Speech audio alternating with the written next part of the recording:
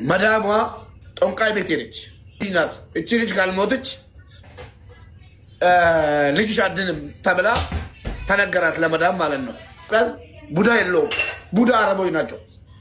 ቡዳ ናት ካለቻት ጠንቋዩ ቡዳ ናት ካላት በኋላ ቤት ውስጥ ተዘግቶባት ሳትበላ ሳትጠጣ ስንት ሳምንት ተቀመጠ ልጅቷ ማለት ነው። ሰላም ሰላም ናይ ዩቲዩብ ቻናል ተኸታተልቲ ከመይ ኣለኹም? ለይ እግዚአብሔር ይመስገን ኣነ ብጣዕሚ ሰላም እየ። مسخم زلخو يرد حفتكم يا يوتيوب channel حدش تزخونكم እንኳን ደህና መጣኹም ሊና ወልኩ ሰብስክራይብ ናጉርኩም ቤተሰብ ይኩን ማለት ይብሩኻተይ ናይሎም ማዓንቲ ሒዘርኩም መጽል ኣለኹ ቪዲዮ ኣዝዩ ልብኻል ሰበር ኣዝዩ ለሐዘነኒ ናይ ሓንቲ ሓፍትና ለገጠማየ ሒዘርኩም መጽል ኣለኹ ማለት እዩ። እዛ ምስሊ ትርእይዋ ኣለኹም ሓፍትና ኣብ ዓረብ ሃገር ልክዕ ከምስ ኸማና ተሰዲታ ትሰርሕ ነይራ። ኣውዞም ተሰርሐሎም ገዛ ዳመዳማ ዳዓማኣ ማለት እዩ። ቆልዓ ይሓመም ናይዞም ዳዓማኣ ማለት እዩ። እዚ ቆልዓ ናይዞም ተሰርሐሎም ገዛ ምስ ሓመመ እዛ ሰበይቲ ታይ ትገብር ወዳስ ዝኾነ ነገር ክርእዩ ሌላ ላብ ጠንቋለ ትኸድ ላብ ፍላጥ ማለት እዩ። ንሳቶም ላኣምኑሉ ባዕላቶም ድሕሪኡ ላብ ጠንቋሊ ምስ ኸደት እዚ ጠንቋሊ ታይ ይብላ ኣብ ገዛ ኸሲ ሰራሕተኛ ኣላት ክዶ ይብላ እወላትኒ ትብሎሞ እዛ ሓፍትና ኢትዮጵያዊት ኸኣ ምስክነይቲ ምንም ነገር ኣይትፈጢ ላፍቲ ትኸይድ መዳባስ ላብ ክንደሉ ኸዱ መቸም ንፈልጥ ኮይና ምንም ወሬ ይብላይ ድሕሪኡ ታይ ይብላ እዚ ሰብኣይ በሊ እታ ሰራሕተኛ እያ በሊዓቶኒ እታ ሰራሕተኛ ቡዳ ስለዝኾነት ወድኺ ነሳያ በሊዓቶኒ ስለዚ ወድኺ ብሂወት ክድሕ እንተኾይኑ እዛ ሰራሕተኛ ገዛ ኸለላ ናይ ግድን ክትመውት ኣለዋ ኢለዋ ናይ ብሓቂ ማርያምን ብጣዕሚ ልሕዝን እዛ ሓፍትና ተዘይተጋጊ ኣብ ዱባይ ድያ ትሰርሕ መስለኒ ብጣዕሚ ልሕዝን ብጣዕሚ ልብኻል ሰብር ማርያምን ድኻ ትኾንካ ላብ ሃገር ካሊእ ኸይድኻ ስለዝስራሕኻ በቃ ከምዚ ነገር ብጣዕሚ ልሕዝን እና ክውድአልኩም ናይ እዛ ሓፍትና እዚ ጠንቋሊ እዛ ሰራሕተኛ ክትቀትለይ ኣለኪ እዛ ሰራሕተኛ ተዘይ ሞይታ ወድኺ ክድሕነ ይኽእል ይብላ ማለት እዩ። ሰበይት ኸኣ ተመሊሳ ተነጋጊሮም ሰብኣይ ሰበይቲ ተነጋጊሮም እንታይ ክንገብር ኣለና እዛ ቆልዓ ጠባብ ስለዝኾነት እያ በሊዓቶኒ ያለ ወድና ስለዚ እዛ ቆልዓ ክንቀትላ ኣለና ኢሎም ንክቐትልዋ ወሲኖም ማለት እዩ። እዞም ገዛ ድሕሪኡ እንታይ ይገብርዋ እዛ ቆልዓ ኣብ ገዛ ዓፅዮም 3-4 መዓልቲ ዝኾን ልመዓልትታት ለኣክል ኣብ ገዛ ዓፅዮምዋ ምግቢ የብለ ማይ የለ ምግቢ ይብልዋ ማይ ይብልዋ ኣብ ገዛ ዓፅዮምዋ ማለት እዩ። ኣብ ገዛ ዓፅዮም ለድሕሪት ኣብ ሓደ ክላስ ኮፍ የብልዋ እዛ ቆልዓ መቸም ናይ ወዲ ሰቢ ናይ ከልቢ ሂወትሲ ብጥምየት ቅልጥፍ ኢሉስ ኣይሓልፍ ይልብሃል ትኽክል እዩ። ልመዓልትታት ምግቢ ለይበልዐት ማይ ለይሰተየት ትጸንሕ እሞ እንታይ ትገብር መቸም እታ ትንፋስ መቸም ትንፋስ ዝሓዘ ሰብ ንእሽቶን ዝኾነ ነገር ምስሊ ገጥመና እኳስ እንታይ ንኾን እንታይ ንጨንቕ ማለት እዩ ኣይኾነ ይደሉ ሞት ፈሪዶምዋ ሙኸዓ ብለይ ገበረቶ ብለይ ትፈልጦ ብለይ ወዓለቶ ነገር እና እንታይ ትገብር እዛ ሓፍትና ብፍንሽትራ ጌራ ትዘልል ዘሊላ ላበይ ትኸድ ዳ ፖሊስ ትኸድ ሞ ኢዳ ትህብ ኣነሲ ከምዚ ተባሂለ ብለይ ፈልጦ ነገር ልሞት ስለልፈረዱኒ እዞም ዝሰርሐሎም ገዛ ከምዚ ኢሎም ዓፅዮምኒ 4-5 መዓልቲ ቀኒየ እየ ብለይ ምግቢ ብለይ ማይላ ዘቆልዓ ናተፈሓኾት ላብ ዳ ፖሊስ ትኸድ ማለት እዩ።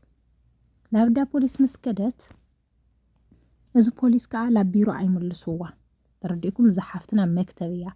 ብመክተብያ ኸይዳ ነይራ ስለዚ ሓላፍነት ልወስዱልካ ኩሉ ነገር ልውድኡልካ መቸም ቢሮኻ እዮም እቶም ቢሮ ናትካ እንድሕር ዳለብ ሓደ ገዛ እትዮምኻ ተኸፊኢካ ያውፅኡኻ ተተመችካ ልትቕመጥ ደሞዝ እንድሕር ዳ ኣውሒድካ ደሞዝ ይውስኹኻ መቸም ሓላፍነት ልወስዱልካ እቶም ናትካ ቢሮ እዮም ማለት እዩ። ስለዚ ላብዚ ቢሮ ናታ ይምልስዋ እዞም ፖላውስ ማለት እዩ። ናብዚ ልኸደቶ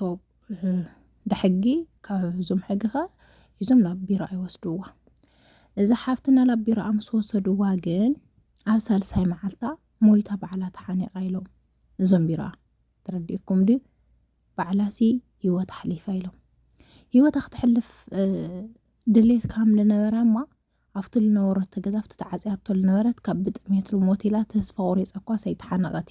እታ ቆልዓ ግን ዘሊላ ብመስኮት ላብ ሕጊ ክትኸድ ከላ ሕጊ ላብ ቢሮ ክምልስዋ ከለዉ ሪኢኹም ሞይታ ኢሎም ማለት እዩ ስለዚ ናይ መብዛሕትኦም ልበልዎ ኣውዚ የለኩም ክሰምዕዎ ኢኹም እቶም ቢሮ ገንዘብ ሂቦምዎም እቶም ኣዕራብ ገንዘብ ሂቦምዎ ምስ ክትቀተለሎም ዳእዮም ገይሮም ክኾኑ ዝኽእሉ እምበር ተሓሰብካዮ ብጣዕሚ ከቢድ ግን ብጣዕሚ ልሕዘነኒ ብጣዕሚ ልበይ ዝሰበረኒ ማርያምን ከምዚ ከለኻ ድኻ ኢለየ በቃ ከምዚ ከሰለኻ ድኻ ኢለየ እና ኣዝያ ናይ ሓፃር ቪድዮ ሰሚዕኹም ተመለሱ መዳሟ ጦንቃይ ቤት ሄደች ጦንቃይ ቤት ስትሄድ ልጅሽን የበላቻት እቺ ልጅ ናት እቺ ልጅ ካልሞተች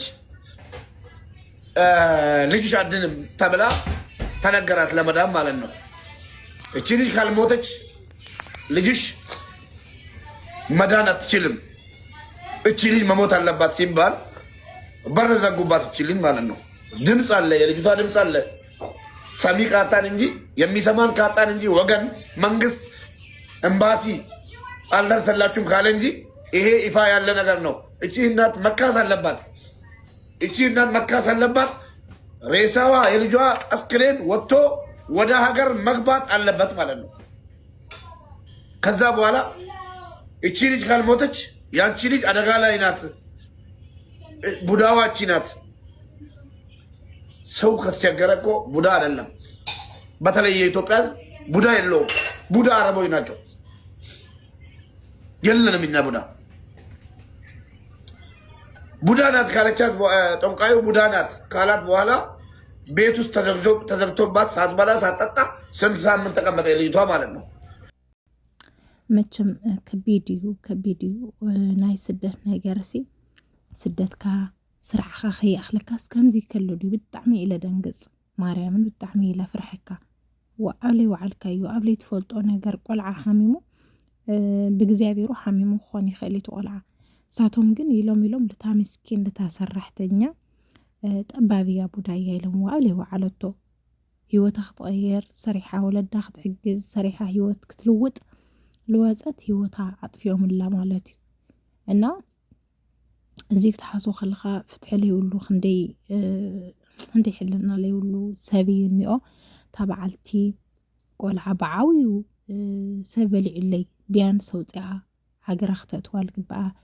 ቢያንስ ኣውፅኣ ዋላ ላብ ደገኻ ድርብያ ዋላ ልግብኣ ሞት ፈሪዳታ ማለት እዩ እዛ ቆልዓ ግን ናብ ዳ መንግስቲ ለኣክል ኢዳ ሂባ ኣነ ከምዚኣ ተፈሪደኒ ኮይላስ እንደገና ላብ ቢሮ መሊሶምዎ ቢሮ ከዓ ሞይታ ፀኒሓ ኢሎም ብጣዕሚ እዩ ልሕዝን ስለዛ ቆልዓ እዚኣ ባዕላ ህይወት ሓሊፋታ ክትብልውን ይከብደካ እዩ ብርግፅ እቶም ቢሮ እዮም ክትቅተል ገይሮም ቀቲሎም ዋኒአው ንምንታይ እቶም ኣዕራብ ክትቅተለሎም በቃ ካብዚ ዓለም ስሳስ ክትፍለ ብህይወት ተዳሃለያስ እቲ ቆልዓስ ክድሕን ከምላይ ይኽእል እዮም ተነጊሮም ማለት እዩ ካብዚ ታይኻ ትዕዘብ ስደት ሓደ ግዜ ይፍራሕካ እዩ እግዚኣብሔር ኣምላክ ብሰላም ዳኣ ይመልሰና ኣብ ፈተና ዳኣ የእትወና ከምዚ ነገር ዳኣ መድሃኒ ዓለም ይኸውለና እምበይ በተለይ ብጠቢብ ነገር ብምጥማት ዓይኑ ሕማቕ እዩ እዮም ዝብሉ ህዘም ዓድኹም ሳት ጎረቤትና ኣሎ ዓይኑ ሕማቕ እዩ ማሻአላህ እዩ ሊታይ ድኾን እዮም ዝብሉና በተለይ ከምዚስ ብጣዕሚ ይኸቢድ ብጣዕሚ ብኻሊእ ተግባር ገይራ ከም ኮነት ሰሪቃ ከም ኮነት ሓሽያ ከም ኮነት ዝኾነ እኳ ወይ ቆልዖኦም ወቃዓትሎም ተትኾነስ ተሰሚዕዎም ናዚ ግን ሌለ በቃ ካሊኡ ሓሚም ክኾን ልኽእል ቆልዓ ጠባብያ ኢሎም ከምዚ ገይራ ህይወት ሓሊፋ ምስክነይቲ መንግስተ ሰማይ የዋርሳ ፈጣሪ ተሓፍትና ልቱም ቤት ሰዋላ ፅናሕቲ ሃቦም ግን ሲ ከቢድ እዩ ኣብ ላይቭ ወላ ዳለ ርአየን ነይረ ብጣዕሚ ናበኸያ ምስክነይቲ ላብ ሊቭ ኣቕሪቦም እውን ሓቢባ ብዙሕ ነገር እውን ሰሚዐ ነይረ እዚ ሓፍትናስ በቃ ብጣዕሚ እያ ትሕዝነካ ባዕላለ ሳይሞተት ባዕላ ክትሞት ትደልፍ ተልተዓፀወታ ገዛ ክትሞት ነይራ እያ ማለት እዩ ግን እታ ሰበይቲ ብገንዘብ ገይራ እያ ቀቲላታ እኒኣ ዝሮ ሕጦዮ ይትበለና እዩ ልብል እስካብ ለይረአና ድረስ مدحنا علم منقسته سماي يوارسا كاو كومزي يدحننا بسلام يملسنا حواتي معاري